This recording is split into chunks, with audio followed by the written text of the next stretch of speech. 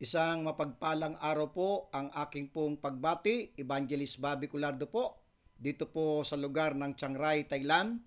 At sa lahat po ng mga nakakapakinig ngayon ng oras na to at kasalukuyang kumakain o nagtitake ng kanilang lunch sa bahay, sa opisina, sa eskwelahan, isang masarap po na pananghalian po ang aking pong pagbati po sa bawat isa sa inyo diyan sa Pilipinas at maging sa binabati ko po ang kapatiran sa US, sa Japan, sa Oman at sa iba't ibang dako ng ating mundo, mga kapatid, no?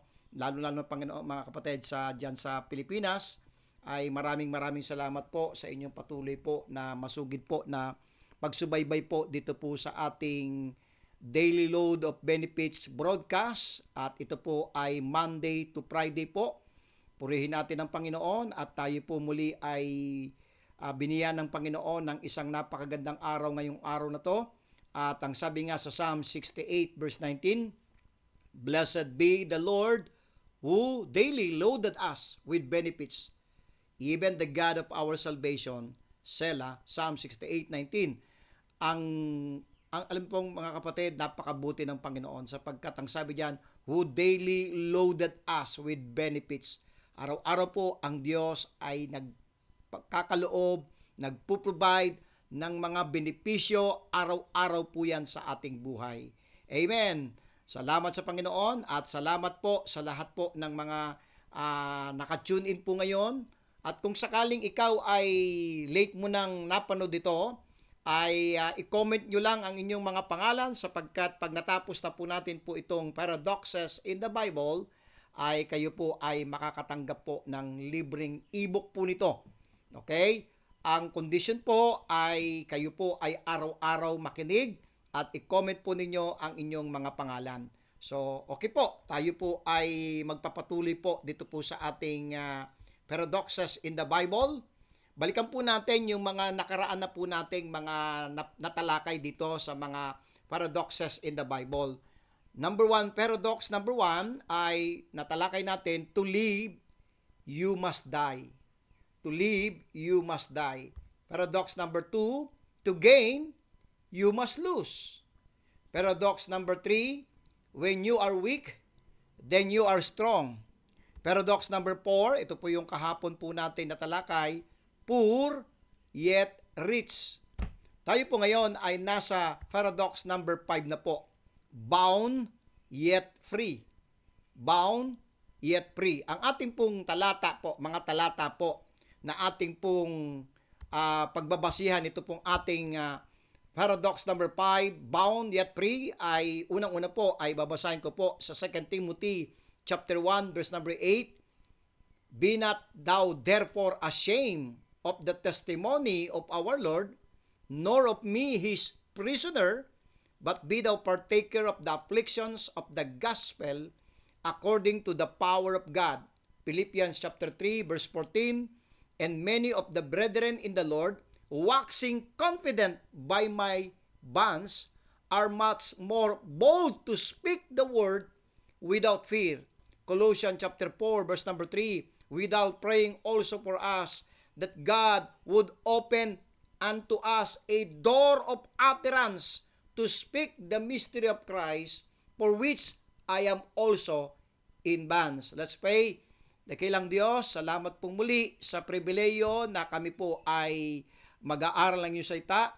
Salamat po sa bawat isa na ngayon ay nakikinig at hinihiling ko po patuloy na itong mga aralin na amin pong napag-aaralan at na ituturo ng inyong lingkod ay maging pagpapala, maging kalakasan at makita namin na ang inyong salita ay makapangyarihan at nagbabago ng buhay at ang inyong gospel po ay nagliligtas sapagkat nakapaloob dito ang pagkamatay, pagkalibing at pagkabuhay na muli ni Kristo.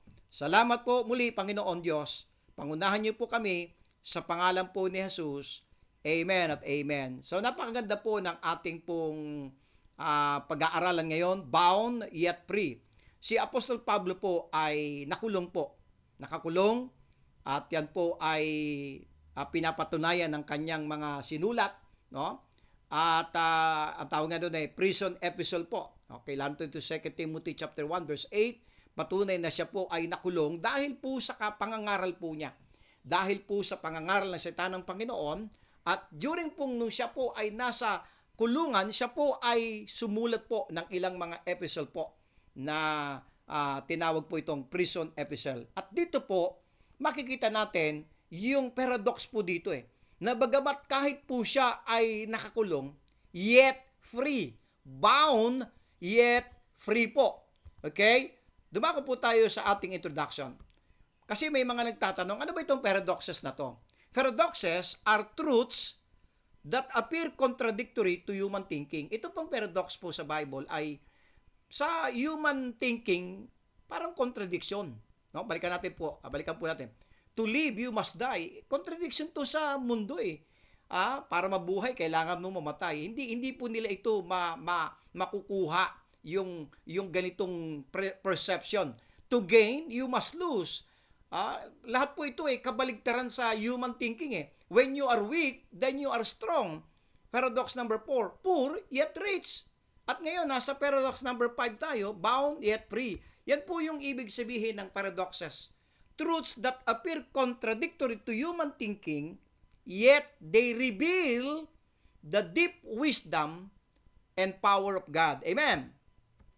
This message speaks to believers who feel limited, restricted, pressured, or even persecuted because of their faith. Ito pong mensahe nito, mga minamahal, na minsan sa ating, lalo na po yung mga lingkod ng Panginoon, mga pastors, mga preachers, sometimes ay nakakaranas tayo na parang nalilimitahan yung ating galaw. Merong mga restriction, katulad po dito po sa Chiang Rai, Thailand, ay merong mga restriction na hindi ko pwedeng gawin. No? At sometimes tayo po ay pressured or even persecuted because of their faith. The world says freedom is the absence of chains. Sa mundo, yung freedom ay ito po yung hindi ka nakakulong, hindi ka nasa isang lugar lamang. Okay? But the Bible teaches us that true freedom is found in Christ even in chains. Alam nyo, sa Bible po, ang salitang freedom po, kapag ka ikaw ay napakay Kristo, regardless nasaan ka mang lugar, ano man yung sitwasyon ng buhay mo, ano man yung circumstansya ng buhay mo, limited man, may restriction man, may pressure man, may persecution man, still, kapag ikaw ay na kay Kristo, nasa iyo ang kalayaan. You're free. Bound, yet free. Amen. Our text today comes from the Apostle Paul, writing from prison, yet, listen to this, speaking with courage, joy, and authority. Kaya nga po, yan po yung ating paradox number 5 Bagamat siya po ay nakakulong, yet speaking with courage, joy, and authority, bound, yet free. Let's go to my first point po dito sa ating paradox number 5, bound, yet free. Paul's chains did not silence his testimony. Yung kanyang pagkakukulong ni Pablo po, hindi po ito naging dahilan para yung patutuon ni Kristo ay manahimik, huminto. Paul says, "Be not thou therefore ashamed of the testimony of our Lord, nor of me, his prisoner." Sabi ni Pablo kay Timoteo, wag mong ikahiya yung patutuon ni Kristo. No? Kahit na siya ay nakakulong. Amen. Paul was not ashamed of the gospel. Nakakalungkot, mga minamahal. Minsan sa kalokohan, kayong mga young people, hindi kayo nahihiya. Pero pagdating sa pagsishare ng gospel, pagbibigay ng tracts, pagsasama sa soul winning, street preaching, nahihiya kayo. But Paul was not ashamed of the gospel. Paul was not ashamed of his chains. Hindi niya kinahihiya na siya nakakulong, at hindi siya nakakulong dahil sa kasamaan o sa ginawang krimen, kundi nakakulong po siya dahil po sa salita ng Panginoon. That's why Paul was not ashamed of his chains. Paul was not ashamed of suffering for Christ.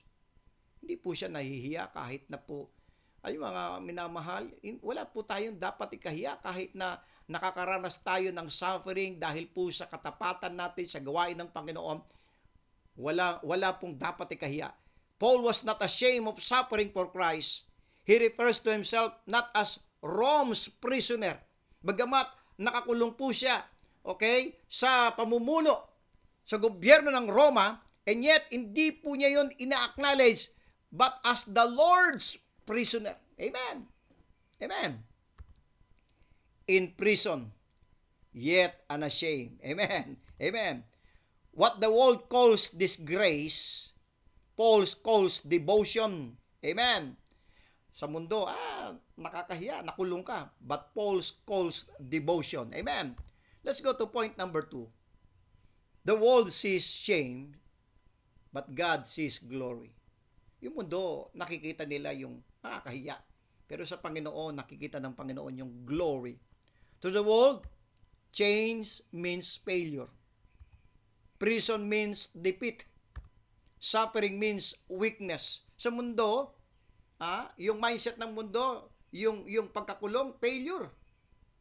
Dahil pinersecute si Pablo, akala ng mga taong galit sa pangangaral ni Pablo, akala nila ay pag naikulong na si Pablo ay yun ay mag-fail na yung kanyang pagiging apostle.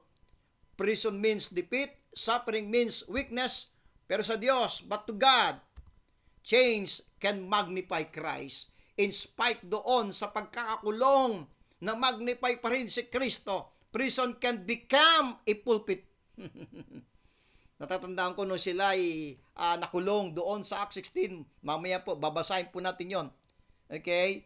Yung kulungan mismo, naging pangangaral ng Satan ng Panginoon. Amen.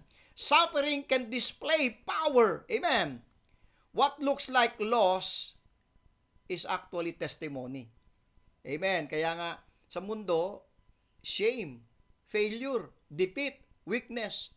Pero sa Diyos, nakikita ng Panginoon yung glory because chains can magnify Christ, prison can become a pulpit, and suffering can display the power of God. Paul's chains preach louder than many sermons. Amen. Yung pagkakakulong ni Pablo dahil sa pangangaral ng salita ay mas higit na ito'y nangaral kaysa sa mga anumang sermons na nagawa ng tao. Let's go to point number 3. Affliction and power in the same sentence. Doon po sa verse na yon, pansinin po natin. Paul commands Timothy, ito po, but be thou partaker of the afflictions of the gospel. What's the verse? According to the power of God. Amen. Pansinin nyo, affliction and power in the same sentence. But be thou partaker of the afflictions of the gospel according to the power of God. Notice something very important. Paul connects affliction with power. Okay? Not affliction according to weakness. Ito pong affliction na to, okay? Not affliction according to weakness, but affliction according to God's power. Kasi nyo, but be thou partaker of the afflictions of the gospel according to the power of God. Hindi yung affliction na yan dahil sa kahinaan, kundi according to God's power. Amen. God's power is revealed through suffering. Yung kapangyarihan ng Diyos ay nahayag sa pamagitan ng suffering ni Apostol Pablo. And sometimes, mga minamahal, pinapahintulot ng Panginoon yung suffering na yan, anuman sirkumstansya ng ating buhay, para ma-rebuild, mahayag yung kapangyarihan ng Diyos.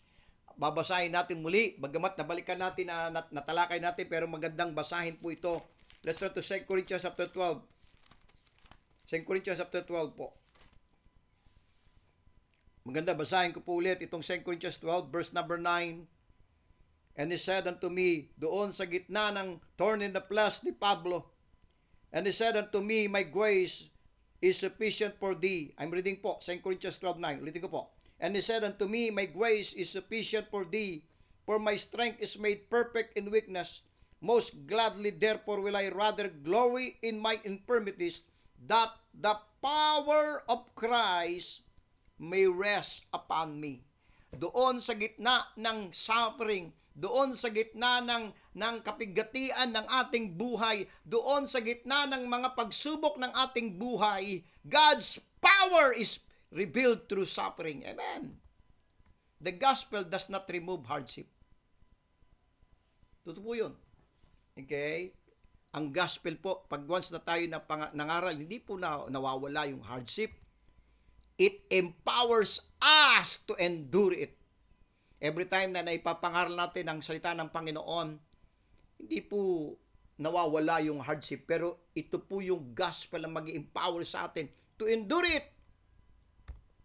Let's go to point number 4. Bound in body, free in the spirit. Bagamat si Pablo po ay Paul's body was bound, nakakulong po siya physically, but his faith was free.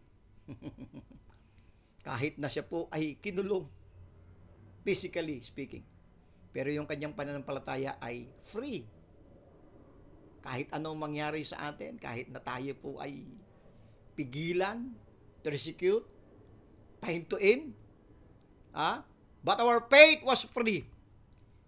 But his conscience was free. Amen. His testimony was free. Yes, kinulong si Pablo. But his faith was free. His conscience was free. His testimony was free. His joy was free. Amen. Chains could restrain his body, but not his calling. Amen. Meron po tayong kaibigan dyan sa Vietnam na nagkaroon ng problema. At alam po naman ninyo na may mga lugar po sa mundo na ito po ay bawal po ang pangangaral ng salita ng Panginoon. Pero alam niyo mga kapatid, yung kahit na bawal yung pangangaral ng salita ng Panginoon, yung calling po kasi, hindi kayang itali, hindi kayang pigilan, hindi kayang itong ikulong yung panawagan ng Diyos, yung sinabi ng Panginoon na yung kanyang salita ay maipakalat sa buong mga tao. Hindi kayang itali yun, hindi kayang ikulong yun. Our calling is free. True freedom is spiritual. Listen to this, not circumstantial. Ang freedom po natin, ito po spiritual. Hindi nakadepende sa circumstansya ng ating buhay. Mga minamahal, kahit na hindi maganda yung sitwasyon ng buhay natin, freedom is spiritual. A believer can be confined and yet walk in liberty. Amen. Amen. Number 5, the call to share in gospel suffering. Tingnan po natin po ito. Paul says, be thou partaker of the afflictions of the gospel. The Christian life is not a call to comfort only. Alam nyo, kaya nga ang buhay ng Kristiyano, hindi po ito parang bed of roses no? Hindi po mga minamahal Maraming mga hambog na mga RD sa Facebook na mukhang hindi nila naintindihan to sa affliction of the gospel. Okay? The Christian life is not a call to comfort only, but a call to faithfulness. In spite na merong affliction, in spite na merong humahadlang, in spite na merong mga trials and testing, Christian life is a call to faithfulness. Following Christ may cost reputation, comfort, freedom, and even life. Yet it also brings, listen to this, it also brings purpose, power, eternal reward. Amen. Bagamat yung pagsunod natin kay Kristo, it will cost us reputation, comfort, freedom, and even life. Pero alam niyo po, yung pagsunod kay Kristo, ito po'y maghahatid. Yet it also brings purpose, power, eternal reward. Sharing in Christ's suffering leads to sharing His power. Amen. Let's turn to Philippians chapter 3. Buksan po natin. Philippians po. Punta po tayo sa Philippians. Ano po ang sabi po ni Pablo dito sa Philippians? Okay? Mapapansin po natin mga kapatid, Sabi niya dito sa verse 10, Philippians chapter 3 and verse number 10, that I may know Him and the power of His resurrection and the fellowship of His sufferings, being made conformable unto His death. Amen. Sharing in Christ's sufferings leads to sharing His power. Amen. Meron pong isang magandang illustration po. A bird in a cage may look trapped, but if it sings, pero kahit na itong ibon na ito ay nakakulong, pag ito'y umawit, it proves it is alive. Paul sang in chains, and the gospel spread because of it. Tingnan po natin sa Acts chapter 16 po. Itong illustration na to na katulad ng isang ibon. Listen to Acts chapter 16. Sabi po sa Acts chapter 16, dito po sa Acts chapter 16 and verse number, basahin ko po, chapter 16 and verse number 25. Mas maganda itaas natin ng konti. Verse 23 po. Acts 16:23. And when they had laid many stripes upon them, they cast them into prison. Dahil po sa pangangaral po ni Paul and Silas, ikinulong po sila. Okay? They cast them into prison, charging the jailer to keep them safely, who, having received such a charge, thrust them into the inner prison. Pambira. Doon sa pinakakailalim. And made their feet pass in the stocks. Nakakulong na. Inano pa yung mga panila eh. And at midnight, listen to this, kahit na anuman yung mangyari ng sitwasyon ng buhay na Apostol Pablo, ikinulong, talagang pinahirapan, and yet, ito po'y napakaganda sa buhay ni Pablo eh.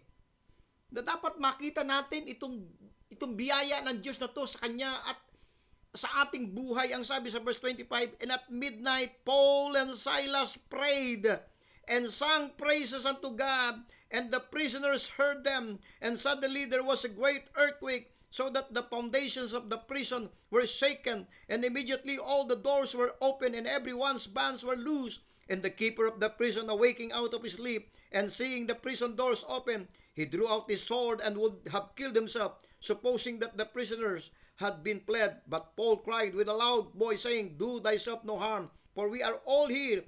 Then he called for a light, and sprang in, and came trembling, and fell down before Paul and Silas, and brought them out, and said, Sirs, what must I do to be saved? And they said, Believe on the Lord Jesus Christ, and thou shalt be saved and thine house. Doon sa kalagitnaan ng suffering, ng persecution, ng pagkakulong, mapapansin po natin itong paradox na to, bound yet free. Tingnan nyo.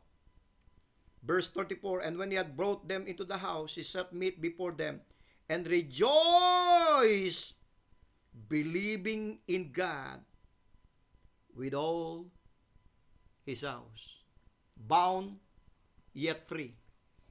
Kahit na tayo po ay ikulong, kahit na tayo po ay limitahan, kahit na tayo ay bigyan ng anumang restriction, ang salita ng Panginoon ay kailanman hindi kayang ikulong. Ang pangangaral ng salita ng Panginoon ay hindi kayang limitahan, hindi nila kayang pigilan. Amen! Let's go to the practical application po nitong ating paradox number 5, bound yet free. Tanungin po natin mga sarili. Ask yourself, am I ashamed of the gospel in difficult times?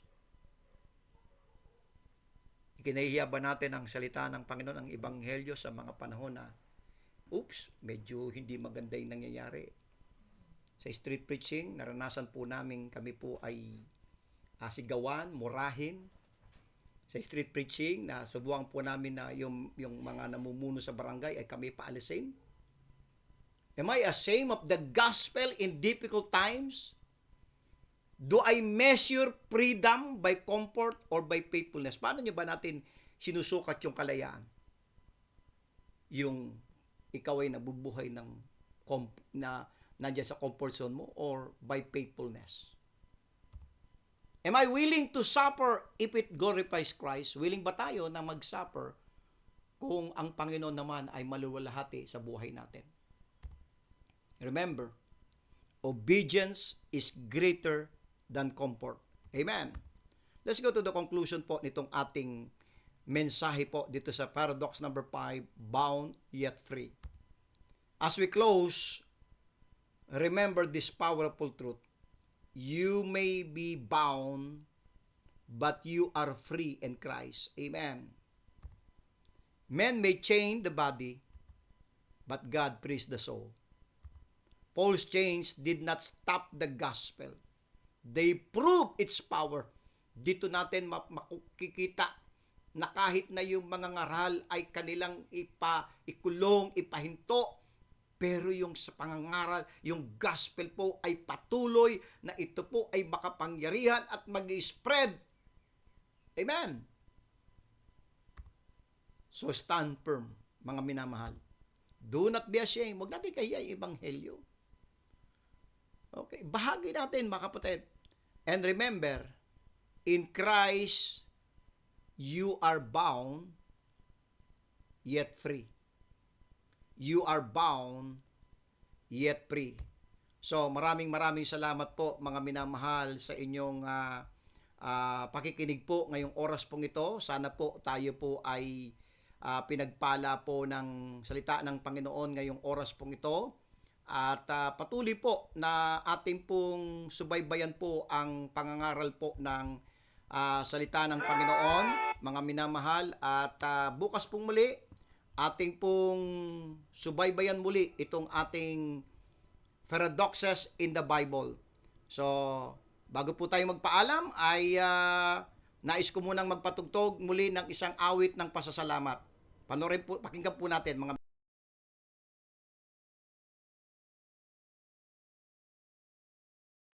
Thank you, Lord, for your blessings on me. While the world looks upon me as I struggle along, they say I've got tayo po ay nothing, nakikinig ng awit. but they are so wrong. Maraming salamat po, In mga my minamahal. heart I'm God bless you all. rejoicing, how I wish they could see. Thank you, Lord, for your blessings on me. There's a roof up above me, I've a good place to sleep. There's food on my table, and shoes on my feet. You gave me your love, Lord, and a fine family. Thank you, Lord, for your blessings on me.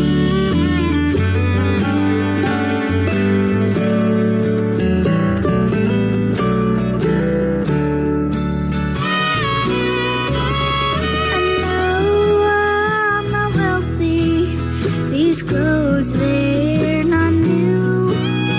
I don't have much money, but Lord, I have you.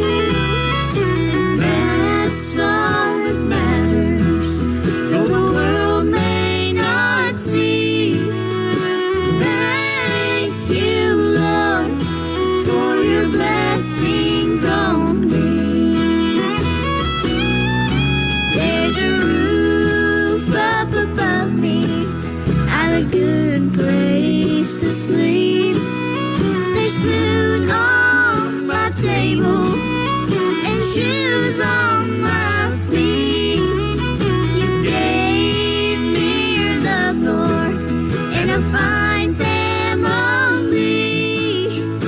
Thank you, Lord, for your blessings on me.